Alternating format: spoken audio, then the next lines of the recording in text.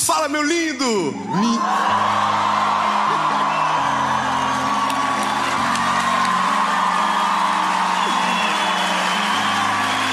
Olha.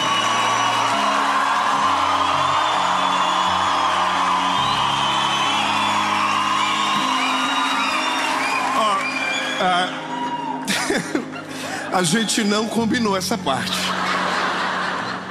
Nós estamos em São Paulo e hoje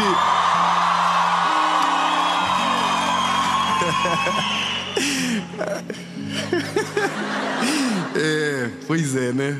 Você entendeu, né? São Paulo, o povo aqui é sinistro, animado. Então não vai ser uma série normal. Eu declaro que vai ser a melhor série da nossa vida. E você que está na sua casa, aonde quer que você esteja, hoje começamos uma série chamada Oásis. E essa é a primeira mensagem da série. Toda segunda-feira, 7 horas da manhã, em ponto, tem uma mensagem de Deus para você aqui no canal. Então,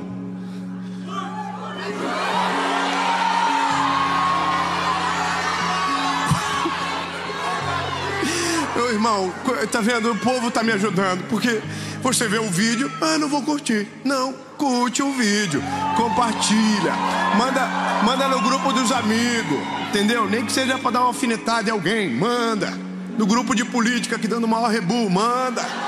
Entendeu? Ativa o sininho, isso, minha irmã. Ativa o sininho, que toda segunda-feira você vai ser lembrado. E por falar em mensagem que você vai ser lembrado, que bom que você chegou, porque agora nós damos início oficialmente da série Oásis. E essa palavra eu tenho certeza absoluta que Deus vai falar com você. Vamos pro vídeo.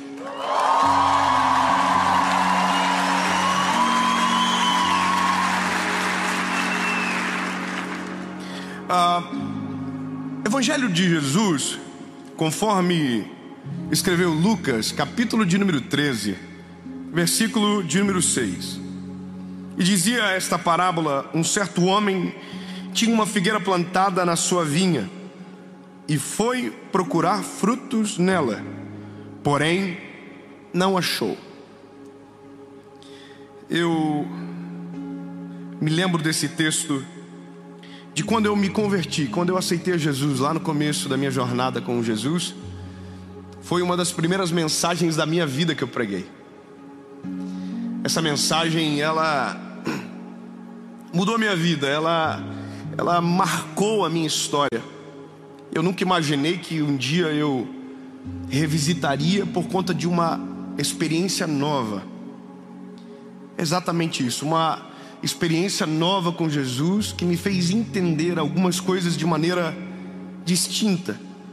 Então, eu quero que você entenda que essa pergunta que vai nortear a caminhada: Deus, o que eu faço? Ou qual caminho eu devo seguir? Ou será que eu saio da onde eu estou? Que são inquietações tão rotineiras das pessoas. Essa mensagem, ela é poderosa para responder a um tempo da nossa história. Deixa eu te dizer como nasceu. Esse mês agora, eu devo ter ouvido uma das histórias mais interessantes desse ano, de 2022. Russell Connell é o que conta essa história. É chique. Russell Connell.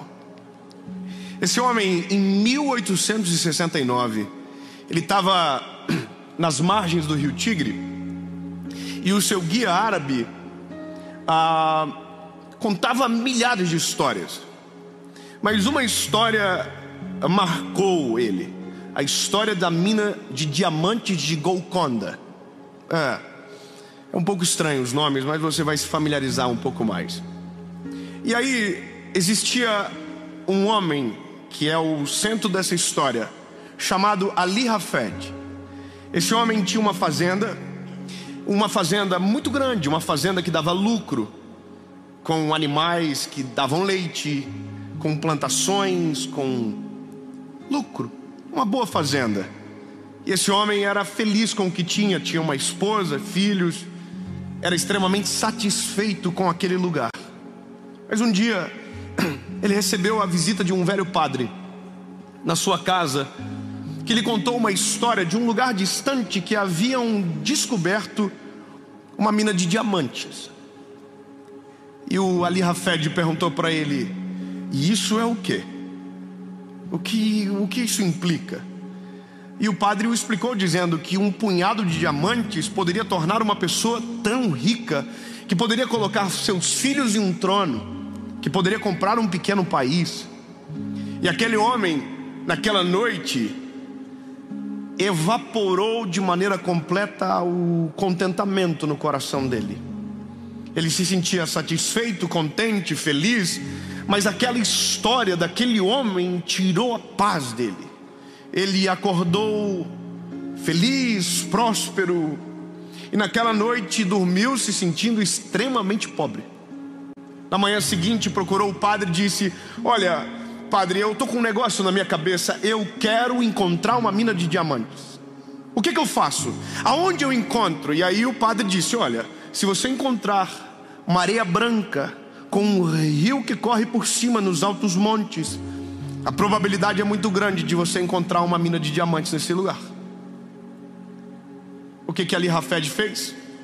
Vendeu a fazenda, vendeu tudo o que tinha, despediu-se da esposa e dos filhos. E a palavra dele na despedida foi: não se preocupem, que quando eu voltar nós seremos extremamente ricos. E assim ele se despediu e foi embora. Visitou vários países, gastando sua fortuna em busca dessa mina de diamante. Foi para a África, para a Ásia, e no final da jornada, cansado porque não havia encontrado, ele estava em um lugar da Espanha, na beira de um mar, sem nada, falido, porque havia gastado toda a fortuna que havia juntado em busca incessante por aqueles diamantes. Bom, naquele dia ele buscou tirar a própria vida. Havia um mar muito tempestuoso, raios no céu, e ele se jogou no mar e nunca mais foi visto. Ele nunca voltou para casa. O tempo passou e o padre ainda morava no mesmo lugar. E um belo dia ele decide visitar o comprador da fazenda.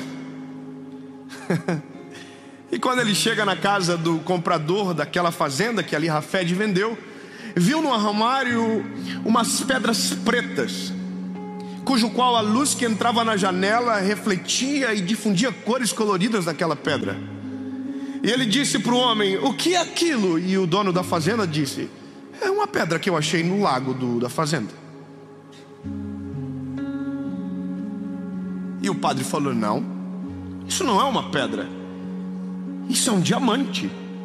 E ele disse: não, é uma pedra. E o padre disse: então me leva aonde você achou. E chegaram em um lugar da fazenda, em um monte alto, com areias brancas, com um rio que corria. E o homem disse ao padre: eu achei aqui. E o padre colocou a mão por baixo, revirou a areia, e na mão dele veio pedras muito mais belas do que aquela que estava no armário do dono. Resumindo, havia uma mina de diamantes debaixo de Hafed. Havia um tesouro incalculável debaixo dele. E ele não se deu conta. Sabe o que é interessante? Essa história não é uma mentira. Essa história é real. Essa história foi contada por mais de 6.000 vezes por Russell Connell. E a mina de Golconda é a mina que gerou os diamantes mais preciosos do mundo. Inclusive, todas as pedras da coroa da rainha mãe, que agora faleceu, são desse lugar. O que me parte o coração, e eu acredito que o seu também, é imaginar que alguém perdeu tudo por algo que tinha debaixo dos olhos dele. Que alguém abriu mão de tudo que tinha por algo que sequer era tangível. Abandonou o real. E isso não aconteceu em 1869 somente. Isso acontece todos os dias. Todos os dias tem alguém dizendo: eu não sirvo para este lugar, ou este lugar não serve para mim. Todos os dias tem alguém dizendo: eu quero ir para outro lugar, eu quero uma outra família, eu quero um outro trabalho, eu quero filhos novos, eu quero algo melhor. E sabe o que acontece, lindo? Porque nós olhamos de maneira errada, perdemos a riqueza que está debaixo dos nossos olhos. Miramos errado e perdemos aquilo que Deus já colocou nas nossas mãos. Sabe, esse negócio de Deus, o que eu posso fazer, o que eu faço, às vezes Deus só está dizendo: fica onde você está, não se mova, remova a terra que está debaixo dos seus pés, que você vai ver. Tem esperança aonde você está, tem diamantes debaixo de você. Glória a Deus, eu ouvi um aleluia. Eu vou repetir: tem diamantes debaixo de você. E é óbvio que eu não posso ficar na história somente. A Bíblia é o manual de regra e fé, o início, o meio e o para sempre. E sabe, o texto que lemos conta a história de uma figueira plantada no meio de uma vinha. É interessante entender o detalhe. A figueira nasce em qualquer lugar, dá em qualquer lugar, mas uma vinha não. Uma vinha, ela é exigente, ela precisa do solo perfeito, da temperatura ideal. Ela precisa, ela é exigente, ela é mimimi. É a geração que tem no nosso meio hoje. Aqui não tem ninguém. Aleluia. Ela é fresquinha. Ah, não, essa temperatura eu não vou dar fruto. A figueira não, irmão. A figueira de -7 a 40 graus, ela vai nascer. É igual o chuchu. Aonde você plantar, nasce. Amém? Bom, a Bíblia diz que o dono da vinha colocou uma figueira no meio. Você entende que loucura? A figueira não precisa de tudo aquilo, mas o dono da vinha colocou a figueira no meio. Bom, a Bíblia diz que quando o dono da vinha veio para ver os frutos da figueira, aconteceu um negócio: não tinha. Mesmo o solo sendo perfeito, mesmo a temperatura sendo ideal, mesmo tudo conspirando a favor, aquela figueira não tinha frutos. E aí a Bíblia diz que o Senhor, o dono da vinha, volta no segundo ano. E quando ele volta, a cena se repete. Não havia frutos. Eu quero que você compreenda exatamente aquilo que Deus quer para nós aqui. Nós somos a figueira, nós não somos a vinha ou a videira. Nós somos a figueira. E Deus não nos plantou no lugar onde estamos por um acidente. Eu quero repetir isso. Nós não fomos um acidente de Deus no lugar aonde nós estamos plantados. Não, o dono da vinha pegou a semente da figueira na mão, escolheu o solo no melhor lugar, abriu a terra, moveu a terra, colocou a semente da figueira, e essa semente é você. Exatamente aonde Deus colocou você é o melhor lugar para que você dê frutos. Lindo, eu vou te falar uma coisa. Todas as vezes que alguém conversa comigo sobre aquilo que a gente vive, chega à mesma conclusão que eu nasci no lugar errado.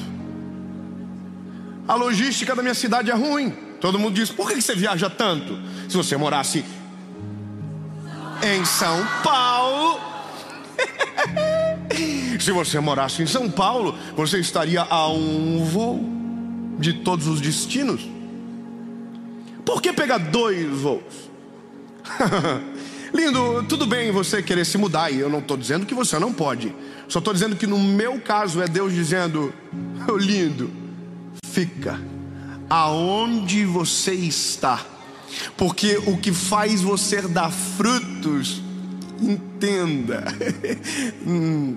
deixa, já chego lá, só para não confundir.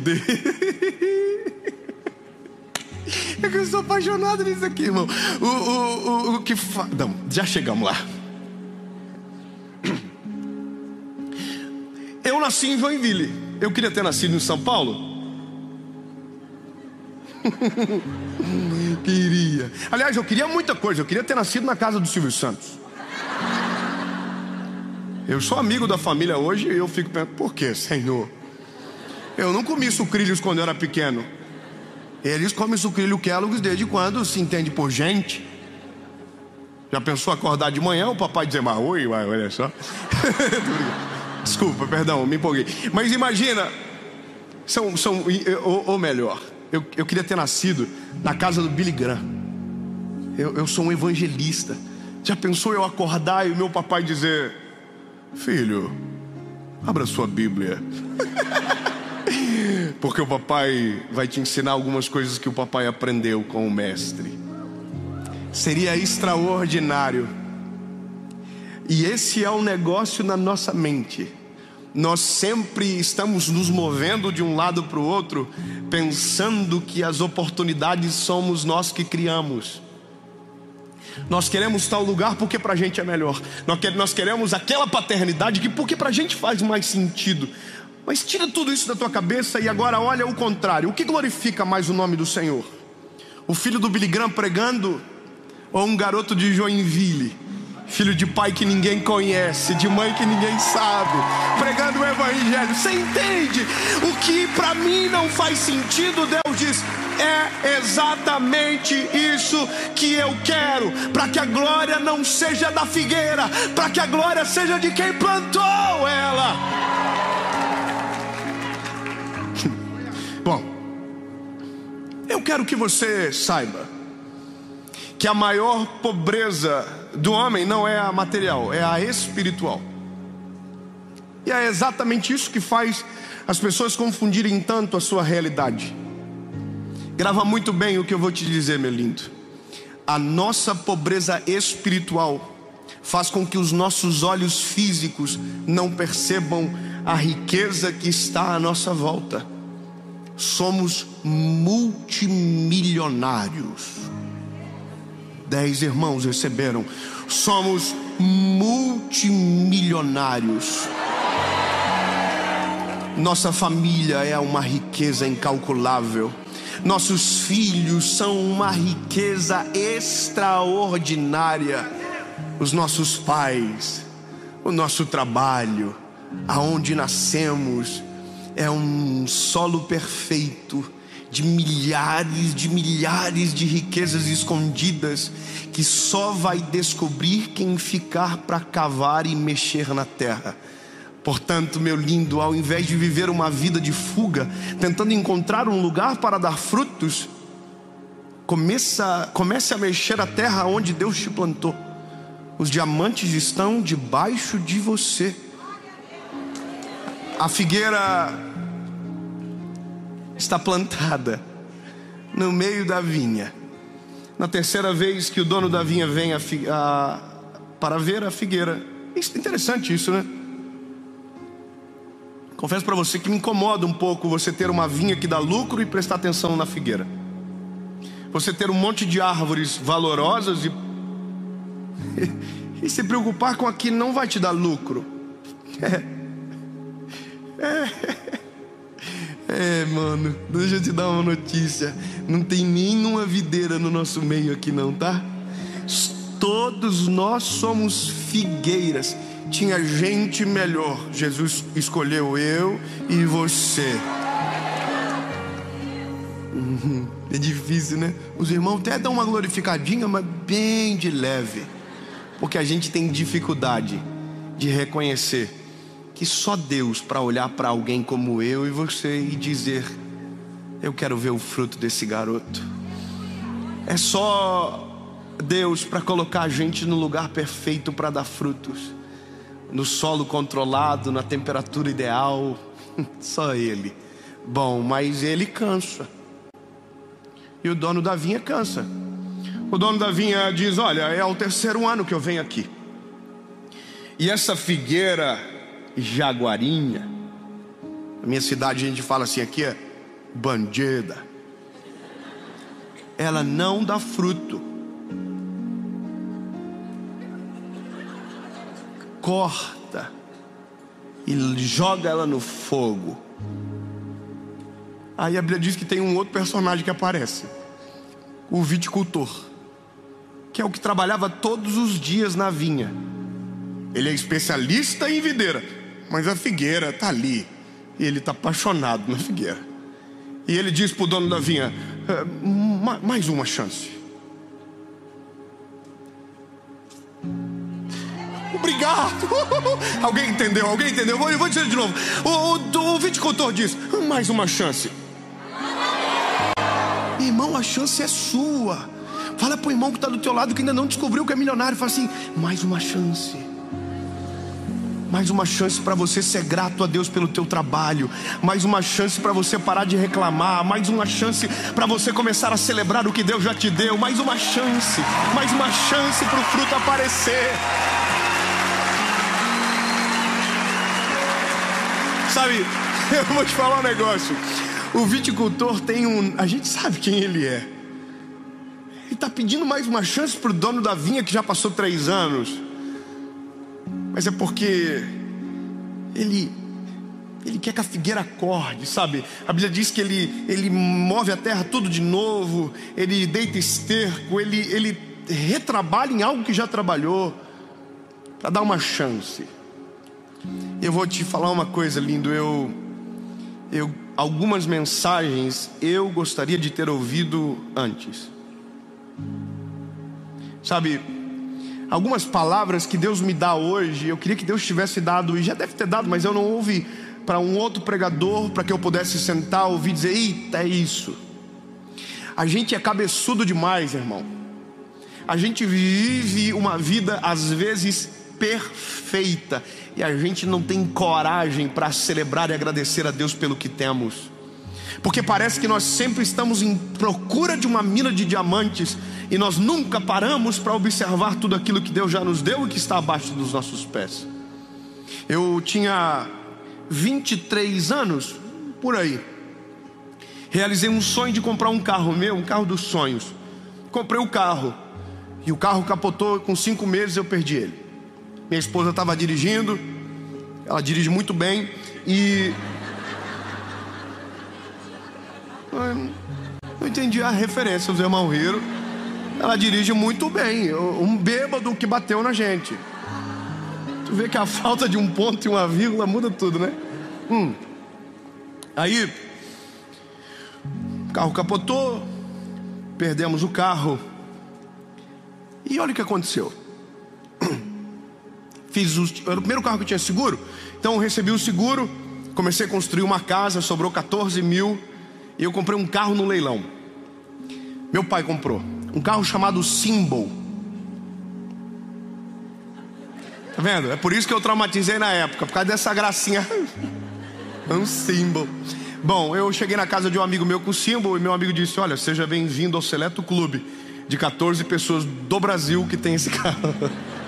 Bom, eu apelidei o carro de simbólico. Simbólico. Simbólico é algo que está no lugar de algo, mas é simbólico, ele não é de verdade. E eu fiz piada com aquele carro, irmão. O simbólico está estacionado, o simbólico está lá, só simbólico, vamos chamar mais. Bom, um dia eu estou na casa de um amigo meu, um amigo rico, assim, com a cara de vocês. Aleluia. E esse irmão, ele já estava despedindo da gente. Eu desci a escadaria da casa dele, e aí estou chegando, tem uma caminhonete maneira e tem uma moto na frente, uma bis. Os irmãos riram. E aquela motinha econômica, sabe, que só marcha para baixo, pequenininha, parece um grilinho. E ele olhou para aquela moto e falou assim: rapá, pensa uma moto que eu amo. E eu tô olhando para a moto assim: que é isso, hein? E irmão, ele começou a gavar a moto. Essa moto, ela é incrível, Deus que me deu. Segura.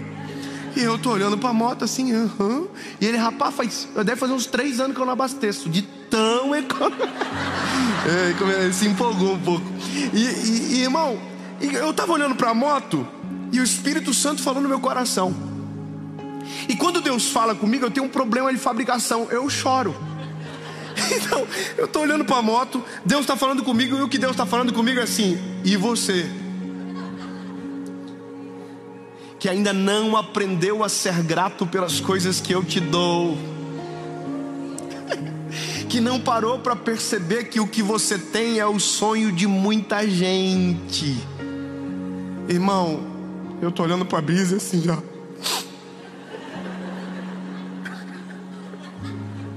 Eu comecei a chorar, o homem pensou, pronto, apaixonou pela moto. E aí eu piorei, eu chamei a minha esposa na hora, falei, vida! E a minha esposa veio, ele pensou, pronto, vai embora comprar uma. E eu entrei com ela no carro e falei pra minha esposa, amor, deixa eu te falar um negócio. Aconteceu isso, e sabe de uma coisa? Vamos agradecer a Jesus por esse carro que Ele me deu. Ele deu pra gente, amor. Vamos agradecer. E eu vou contar um negócio, irmão. Foram 45 minutos de oração. Era o deslocamento da casa do homem até a minha casa. Eu fui 45 minutos dizendo, Jesus, muito obrigado por esse carro. Maravilhoso. Olha só, Jesus, o volante. Comecei a elogiar, irmão. Sabe o que é interessante? Eu passei 6 meses só vendo ponto negativo. Mas quando eu decidi ser grato a Jesus, eu só conseguia ver o benefício do carro. E eu dizia, olha aí Jesus, geladinho, parece a Europa dentro. Irmão, eu gavei tanto esse carro que quando eu cheguei ele trancou as portas e falou, vai sair não, continua. Não, brincadeira, irmão, só porque às vezes alguém pode acreditar. Eu saí, o carro deu 2 piscadinhas, falou, eita, te amo, ó. Postou na página do Só Símbolo, encontrei um amante. Ele me ama. Irmão, eu vou te falar um negócio. Você pode ir um dia para o próximo lugar. Deus pode te levar para um outro lugar. Deus pode te dar algo melhor, um trabalho melhor, uma casa melhor. Mas sabe o que você precisa descobrir e entender? Grava muito bem o que eu vou te dizer. Deus nunca vai te dar algo melhor enquanto aquilo que Ele já te deu não for o motivo da sua gratidão. Quando você não celebra, quando você não agradece, quando você não entrega ao Senhor em gratidão, dizendo muito obrigado, dificilmente Deus vai te levar para um próximo nível. Porque se tem algo que destrava você para viver novas estações, é viver de maneira plena, completa e satisfeita meu Deus do céu, a estação que Deus te deu para viver agora. Então lindo. Obrigado, irmã. Então lindo, antes de terminar esse vídeo, procura os teus filhos, chama ele e diz, oh meu Deus, coisa linda. Às vezes faz tanta bagunça que eu não aguento mais. Mas Jesus, obrigado, abençoa. Vai no seu carro que você reclama a semana toda, entra nele e diz, Jesus, muito obrigado, Senhor. Pode não ser o melhor, mas é o que eu tenho agora. Muito obrigado, Jesus. Vá para o seu trabalho, entra, abençoa todo mundo, abençoa até a Jéssica que recebeu aumento e você não. Sabe, tem uma Jéssica no meio que ficou feliz aí, ó. Profético. Você entende? Abraço, chefe, de obrigado, Jesus. Espera uns 5 dias para a mensagem trabalhar bem em você, mas depois faz. Mas entenda, você não precisa ir para um outro lugar para ser rico, para ser feliz, para ser satisfeito. Você só precisa entender que toda a riqueza que você precisa, Deus já colocou debaixo dos teus pés. Aprenda a desfrutar de cada estação. E a figueira? Preciso concluir a figueira. Bom, irmão, ninguém sabe. O senhor sabe o que rolou depois? Não conta. Só fala que a figueira teve mais uma chance. Eu não sei o que vai acontecer depois com você, mas eu sei que hoje Deus está te dando mais uma chance.